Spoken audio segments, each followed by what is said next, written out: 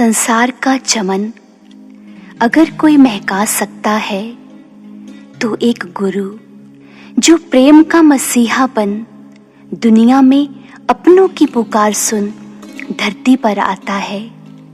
खुशियों की सुंदर बयार अगर कहीं से आती है तो वह गुरु का घर ही हो सकता है। लोगों के चेहरों पर अगर मुस्कुराहट देखने को मिलती है तो गुरु की अनंत अनुकंपा का ही रूप है।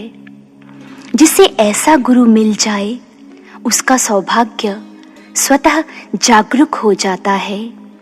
सुना है प्रेम शब्दातीत है, पर जब शिष्य के जीवन में गुरु कृपा के मेघ बरसते हैं तो आत्मा कहती है तोड़ दे सब बंधन, आज वक्त है इसे खो मत।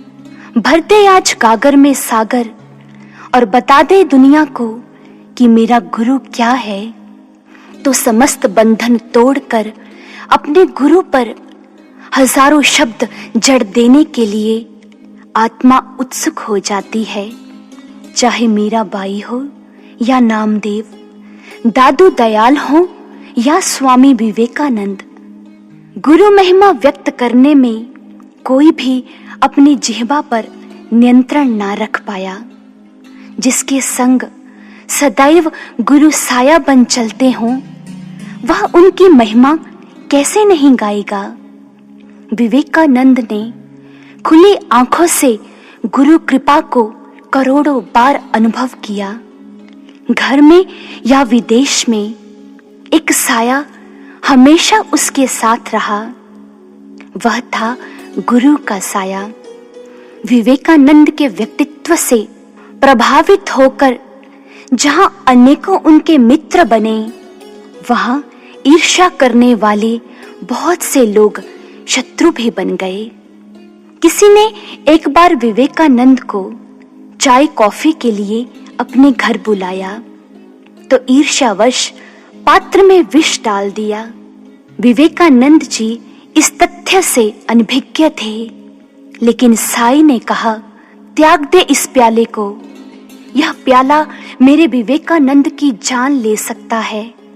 बचा लिया विवेकानंद को गुरु रूपी साई ने। ऐसी कृपा देख विवेकानंद जी का मन आह्लादित हो उठा और वह कह उठे, गुरु की कृपा को बयां कर पाना मेरे लिए असंभव है। मेरा गुरु मेरी धमनियों में रक्त के साथ प्रवाहित होता है। यूं तो महापुरुषों ने कहा अकेला चलो रे, अकेला चलो रे, लेकिन मैं अकेला कैसे चलूं? मेरा गुरु हर पल मेरे साथ चलता है। इसीलिए तो भक्तों ने कहा चलता तू मेरे संग दिन रात नजर आया, सैलाब आंसुओं का हमको रुलाने आया। उम्मीद की डोरी दुनिया ने तोड़ दी, मझधार में कश्ती माझी ने छोड़ दी। कश्ती का माझी बन तू आप नजर आया, हर हाल में बेहाल तेरा साथ नजर आया। गुरु साथ क्यों चलता है? इसलिए कि कहीं मेरा शिष्य भटक ना जाए। अगर वो गुरु से हाथ छुड़ा भटक भी जाता है तो गुरु उसे वापस थाम लेते हैं। जैसे जब गोपाल संसार की चकाचौंध में भटका तो गुरु ने संभाल लिया। गरीबी के दिन काटने वाले अनाथ गोपाल का हाथ बैजू बावरा जी ने थामा। ऐसा लगा जैसे राह चलते मूर्तिकार को एक अनघड़ पत्थर मिल गया हो। स्वर ज्ञान से अनभिज्ञ वह अनाथ बालक आज तक कृष्ण मंदिर में एक टूटे हुए कनस्तर को ढोलक की तरह पीटता था। उस पर कृपा दृष्टि डली उनकी जो सुरों के देव थे। उन्होंने सोचा कि इस अनघड़ कंठ को तो तराशा जा सकता है, इसीलिए हाथ थामकर उसे संग ले गए अपने आश्रम में।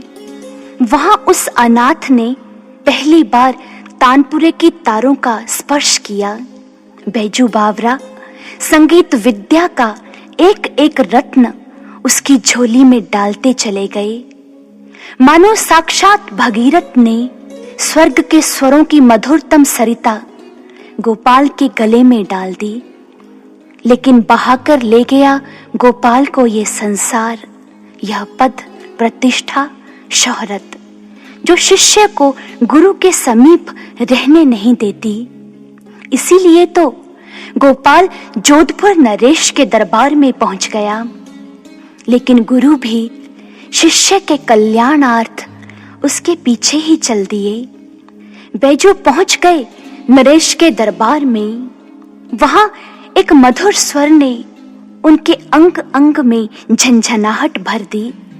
वह स्वर था उनके गोपाल के कंठ का। भावुक हो बस यही कहने लगे, हे नरेश, लौटा दो मेरे गोपाल को, यह मेरा है।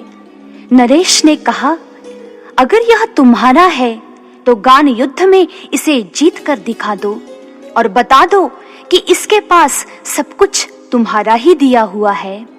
वैसे कोई गुरु नहीं चाहता कि उसका शिष्य पराजित हो, लेकिन आज गुरु ने गोपाल को अगर संगीत में पराजित किया तो जीवन युद्ध में विजय करने के लिए राजा द्वारा दिए गए मृत्यु दंड से भी बचा लिया। गुरु की ऐसी कृपा को देख शिष्य का दंभ व माया का पर्दा आंखों से हट गया। गोपाल गुरु चरणों में गिर पड़ा, कहने लगा, गुरुदेव, मैं आपका अपराधी हूं, मुझे क्षमा करें। गुरु ने कहा, अपराधी का स्थान तो राजा के कारागार में होता है, लेकिन मेरे शिष्य का स्थान तो मेरे हृदय में है। गुरुदेव ने झुककर गोपाल को उठाया और फिर से उसका हाथ थाम लिया। धन्य है वह शिष्य जिसे रहमतों के सागर रूपी गुरु का सानिध्य मिलता है। गुरु चरणों से प्रेम कर उनकी कृपा से लबालब हुए शिष्य की आत्मा फिर यही तो कहती है, मैं थी मुरझाई कली, तूने फूल बना दिया। बेसहारा को सहारा दे तुमने अपना लिया। हाथ में ले तराशा मुझे इस कदर, कृपा क्या होती है यह जमाने को बता दिया, यह जमाने को बता दिया। तो बोलिए श्री सद्गुरु देव महाराज जी की जय, सच्चे दरबार की जय।